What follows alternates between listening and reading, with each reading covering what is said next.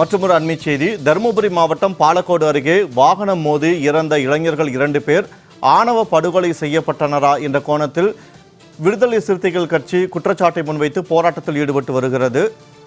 இது தொடர்பான கூடுதல் விவரங்களோடு இணைகிறார் எமது செய்தியாளர் நந்தகுமார். வணக்கம் நந்தகுமார். இளைஞர்கள் 2 பேர் ஆணவ படுகொலை செய்யப்பட்டிருக்கலாம் என்ற குற்றச்சாட்டை முன்வைத்து விடுதலை சிறுத்தைகள் கட்சியினர் போராட்டத்தில் ஈடுபட்டு வருகின்றனர். இந்த போராட்டம் தொடர்பான விவரங்களை பதிவு செய்யுங்கள். வணக்கம் வினோத்.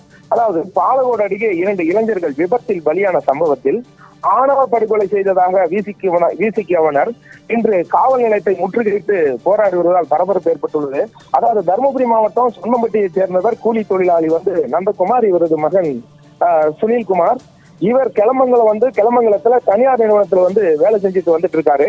அதே ஊரை சேர்ந்த ராஜீவ் காந்தி, இவரது மகன் முருகன். இவர் தனியார் பாலிடெக்னிக் கல்லூரியில் 3ஆம் ஆண்டு டிப்ளமோ படிச்சுட்டு வந்துட்டு இருக்காரு. இந்த நிலையில தான் நேற்று இரவு 8 மணிக்கு சுனில்குமார் தன்னுடைய மொபைட்டில் முருகனை பின்னால் உட்கார வைத்துக் கொண்டு பாலக்கோடு நோக்கி சென்று கொண்டிருந்த போது சின்னாராதள்ளி கூட்டுரோடு அருகே பின்னால் வந்த அடையாளம் தெரியாத வாகனம் மோதி இருவரும் சம்பவ இடத்திலேயே உயிரிழந்தனர்.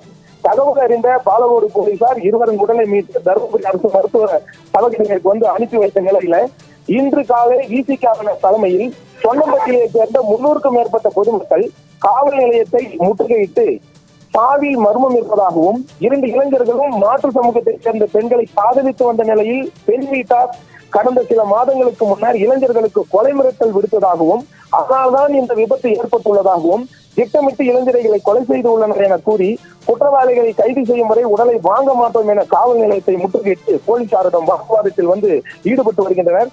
தகவல் அறிந்து வந்த காவல்துறை கண்காணிப்பாளர் ராஜசுந்தர் பாலக்கோடு காவல் நிலையத்திற்கு சென்று பேச்சுவார்த்தையில் தீவிர விசாரணை நடத்துவதாக கூறியதை அடுத்து கலந்து சென்றுள்ளனர். இந்த சம்பவத்தால் அப்பகுதியில் பரபரப்பு ஏற்பட்டுள்ளது. வினோத், விபத்தில் இறந்த 2 இளைஞர்கள் ஆணவ படுகொலை செய்யப்பட்டிருப்பதாக குற்றச்சாட்டை முன்வைத்து விடுதலை சிறுத்தைகள் கட்சியினர் போராட்டத்தில் ஈடுபட்டு வருகின்றனர். அது தொடர்பான விவரங்களுக்கு நன்றி நந்தகுமார்.